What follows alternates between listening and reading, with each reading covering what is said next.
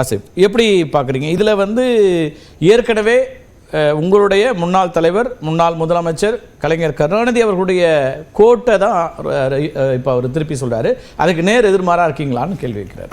இல்லை, அன்னைக்கு இருந்த ஜனநாயக சூழலுன்றது வேற, இன்னைக்கு இருக்கக்கூடிய ஜனநாயக சூழலுன்றது வேற.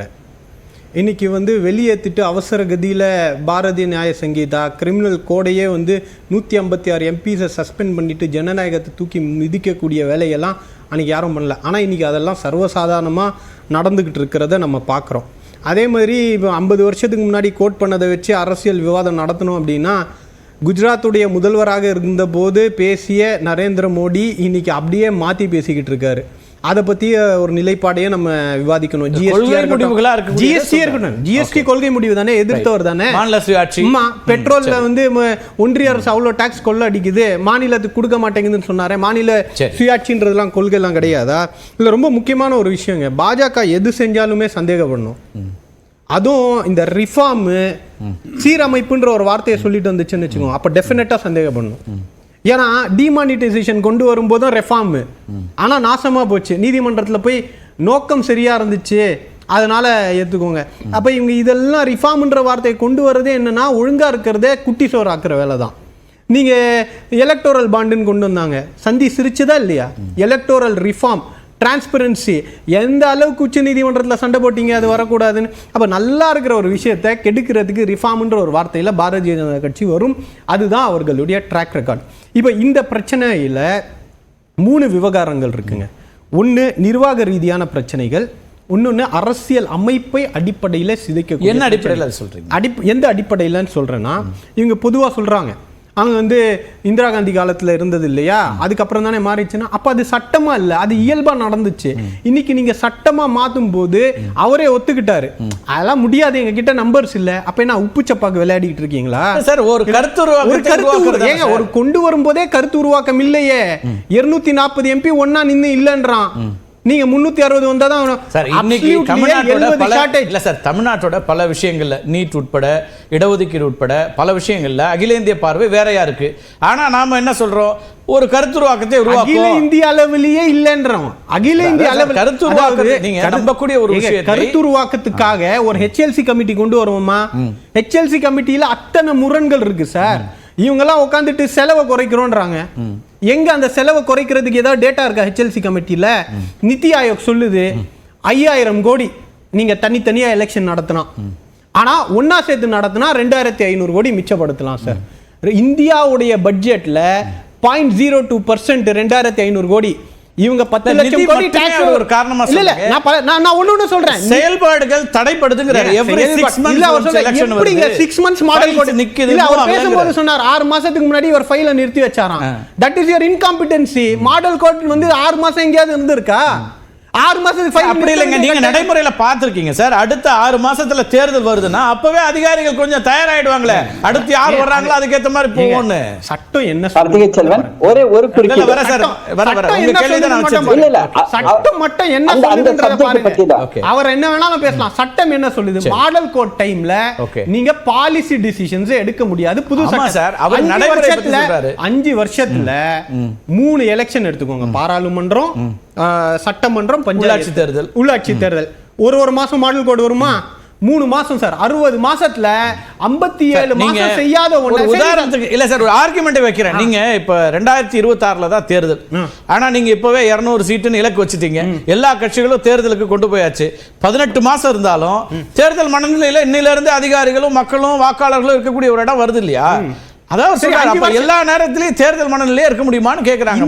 முழுக்க இல்லை எங்கேயாவது ஒரு தமிழ்நாட்டுக்கு ஒவ்வொரு நேரத்தில் வரல. மகாராஷ்டிரா தேர்தல் வருது, ஜம்மு காஷ்மீர். அந்த மனநிலையை மாற்றுறதுக்காக ஜனநாயகத்தை குழி தோண்டி புதைக்கலாமா? இன்னைக்கு தேர்தல்ன்றது வாக்காளர்களுக்கான அதிகாரமாக இருக்கு.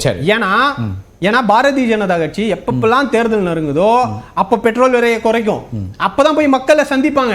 இப்ப பாராளுமன்றத்துல நெருக்கடியை கொடுக்கக்கூடிய வாய்ப்பை அதை நீங்க பறிக்கிறதுன்றது ஜனநாயகத்துக்கு எதிரானது. பெடரலிசம் இது வந்து சும்மா கிடையாது. பல தலைவர்கள் திராவிட ஒரே நேரத்துல தேர்தல் நடத்துவதுங்கிறது கூட்டாட்சி தத்துவத்துல எங்க சிக்கல் வருதுன்னு நான் சொல்றேன். ஒரு மேண்டேட் கொடுக்கறாங்க, ஒன்றியத்துல காலியானா அதுக்கு ஒரு தேர்தல் நடத்துவீங்க. ஆனா 2.5 வருஷத்துக்கு ஏன் விளையாட்டா 2 வருஷத்துக்கு 3 வருஷத்துக்கு ஒரு வாட்டி போய் ஓட்டு போடுறது, அப்ப செலவு அதிகமாகாதா?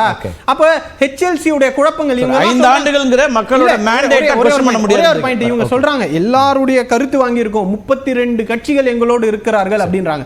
அதுல 24 கட்சிக்கு ஒரு எம்பி கூட கிடையாது. ஓகே, இன்னொன்னு 2 கட்சிக்கு மட்டும் தான் 2 எம்பி, 7 கட்சிக்கு ஒரே எம்பி. அப்ப இந்த நம்பர்ஸ் வெச்சு அதுல அவர் மாறுபடல, அவங்கள்ட்ட நான் எண்ணிக்கை இல்லங்கறத அவங்களே ஒத்துக்கறாங்க. இவங்க சொல்ற 32 கட்சிகள் ஒருமித்த கருத்தோடு இருக்கறாங்கன்றப்ப அந்த 32 கட்சிகளில் அவங்கள மக்கள் அவங்க எவ்வளவு தூரம் பிரதிபலித்துறாங்கன்றீங்க. இல்லாதவர்கள் சொல்றதெல்லாம் கூட்டா வெச்சிக்கிட்டு இது வர நீங்க நோட் பண்ணீங்க ஆச்சாரி. வரும் ரவுண்ட் முடிச்சிட்டு வந்துறேன், ஏன்னா எல்லாருக்கும் இல்லைன்னா நேரம் போயிட்டு இருக்கும். திரு முனவர் பாஷா, இது ஒரு ஃபெடரலிசத்துக்கே எதிரான ஒரு விஷயத்தை ஆதரிக்கிற இடத்துக்கு தமாகவும் போகுதா சார்? நீங்கள் இதில் எங்கே கூட்டாட்சி தத்துவம் வந்தது? 1947 இந்திய விடுதலைக்கு பிறகு, அதுக்கு பிறகு நடந்த எல்லா தேர்தலும் நாடாளுமன்றமும் சட்டமன்றமும் இணைந்து தான் நடந்தது. எப்பொழுதும் தேர்தலும் இல்லை, 67 வரைக்கும் 67 வரைக்கும் தான் சார். எப்போ நம்பூதிரிபாடு ஆட்சி கலைக்கப்பட்டதோ அதுக்கு பிறகு ஒரு சட்டம் திராவிட முன்னேற்ற கழக ஆட்சி கலைக்கப்பட்டது, அதிமுக ஆட்சி கலைக்கப்பட்டது. இப்படி மாநில அரசாங்கங்கள் எல்லாம் கலைக்கப்பட்டதன் காரணமாக நாடாளுமன்றத்துக்கு தனியாகவும் சட்டமன்றத்துக்கு தனியாகவும் தேர்தல் நடக்கக்கூடிய ஒரு நிர்பந்தம் அரசியல் மத்தியில் இருந்த ஆட்சியாளர்களால் உருவாக்கப்பட்டது. சரி, இது கூட்டாட்சி தத்துவத்திற்கு விரோதமானதல்ல. ஒருவேளை ஆட்சி கலைப்பு தான் கூட்டாட்சி தத்துவம் என்று சொன்னால், நண்பர் சொல்வதைப் போல அது கூட்டாட்சி தத்துவத்துக்கு விரோதமாக இருக்கலாம். இன்றைக்கு நாங்கள் நினைப்பது, மோடி நினைப்பது, பாரதிய ஜனதா கட்சி தலைமையிலான தேசிய ஜனநாயக கூட்டணி நினைப்பது, 2 தேர்தல்களையும் ஒன்றாக நடத்துவதன் மூலமாக தேர்தல் செலவு குறைக்கப்படுகிறது. சார் அதுதான் சொல்றாரு. ஒட்டுமொத்த பட்ஜெட் என்ன சார்? இந்தியாவுடைய பட்ஜெட் சைஸ் அதுல இது ஒரு 1% கூட வராது சார், 0.5 கூட இல்ல. நீங்க அடிக்கடி தேர்தல்களை நடத்துவதன் மூலமாக மக்கள் மத்தியிலே வாக்களிக்கக்கூடிய ஒரு நிர்பந்தத்தை அடிக்கடி நாம உருவாக்கிட்டு இருக்கோம். ஆனா மக்களுக்கான 5 ஆண்டுகளுக்கான மேண்டேட்டை கொஸ்டின் பண்ற அதிகாரம் யாருக்கு இருக்குன்னு கேக்குறாங்க. 5 ஆண்டுகளுக்கு ஒரு ஆட்சி அவங்க போடுறாங்க, ஆட்சி கவிழ்ந்துருதுன்னா அப்ப எஞ்சிய நாட்களுக்கு என்ன பண்ண போறீங்க? அப்ப அதே ஆட்சி கவிழ்ந்தது என்றால் மீதி இருக்கிற நாட்களுக்கு தான் தேர்தல் நடத்துறதா சொல்றாங்க அவங்க. பார்லிமெண்டா இருந்தாலும் சரி அல்லது சட்டமன்றமா இருந்தாலும். நீங்க அதுதான் அரசமைப்பு சட்டத்துக்கு எதிரானது. 5 ஆண்டுகளுக்கான ஒரு ஆட்சியை தான் மக்கள் தேர்ந்தெடுக்கிறாங்க. 2 வருஷம் 3 வருஷம் 1 வருஷம்னு தீர்மானிக்கிறதே சரியா இருக்கும். நீங்க ஃபர்ஸ்ட் 2 தேர்தல்களும் ஒன்னா நடப்பதற்கான சூழ்நிலையை உருவாக்குனதுக்கு பிறகு நீங்க கேட்கின்ற இந்த கேள்விகளுக்கான விடையை கொண்டு வரலாம். எதனால ஆட்சி கவிழும்? ஒன்று கட்சி தாவலால அல்லது கட்சி உடைக்கிறதுனால. இப்படியெல்லாம் வருகின்ற பொழுது அதற்கு கடுமையான சட்டங்களை இயற்றக்கூடிய நிலை அடுத்து வருகின்ற காலகட்டங்களில் கண்டிப்பாக வரும். ஏனென்று சொன்னால் ஜனநாயகத்திலே மக்களால் தேர்ந்தெடுக்கப்பட்டவர்கள் அடிக்கடி கட்சி மாறுவதன் மூலமாகவோ அல்லது கட்சி தாவல் சட்டத்தாலோ அவர்களை தடுக்க முடியாது என்று சூழ்நிலை வருகின்ற பொழுது இப்படிப்பட்ட நிலை உருவாகிறது.